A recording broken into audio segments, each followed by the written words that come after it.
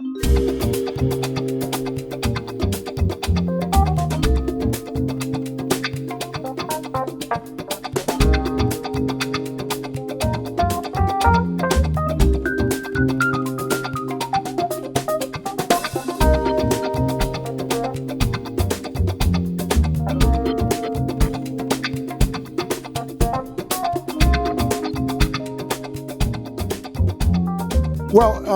DreamKey's approach to us first was the vision.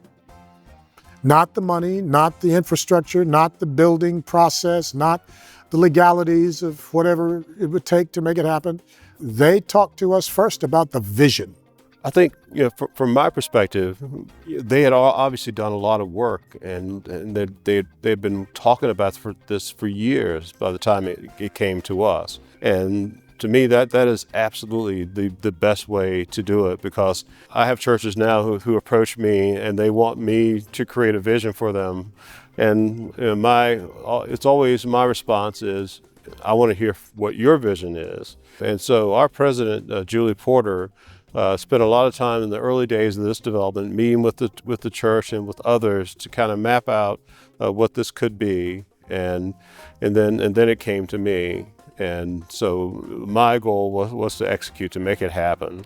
And what that means to me is take their vision and finance it and construct it.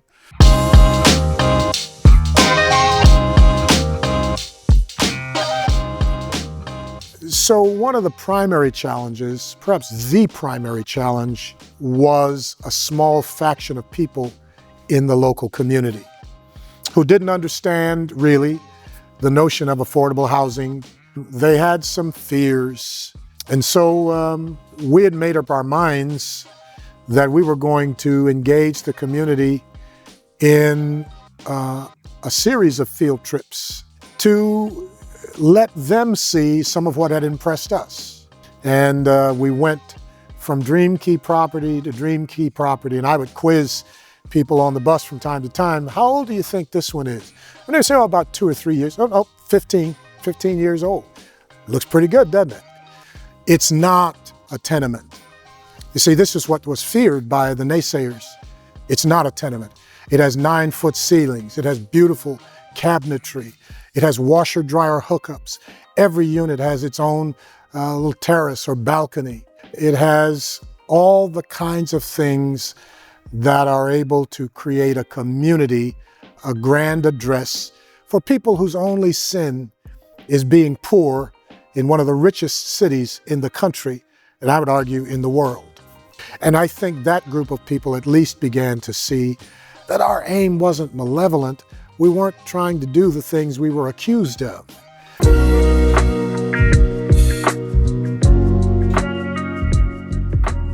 First and foremost, I would advise, be clear about your vision.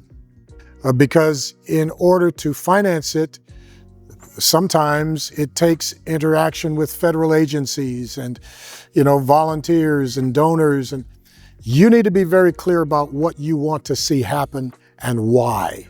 And secondly, do not settle for a developer who cannot either logistically, financially, or philosophically embrace that vision. Third, I would understand in advance very, very well the protocols and skills of the property manager. I do not advise a faith community to try and manage a property by themselves. Understand the funding mechanisms. So with our project, it's a complicated mixture that includes, donors and everything. But understand that funding mechanism as best you can. And make sure that if you are building for a vulnerable population, that you build wraparound services before you build the housing. Plan those things before the bricks and mortar come. Because once those are available, they'll have time to mature and season before they have real need is expressed for them.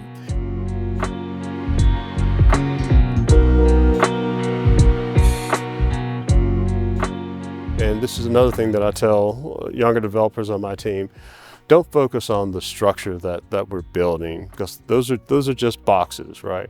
You got to focus on the people who live there. The church always had that focus. That was without a doubt. And so if we keep that focus, we can't do wrong. I think we did that when we designed this building, and time will tell. One thing that will happen, I think, over time is that this neighborhood will continue to gentrify, and that will, what we've built there will be a pocket of affordability that won't go away. So that's why it's important that we did this.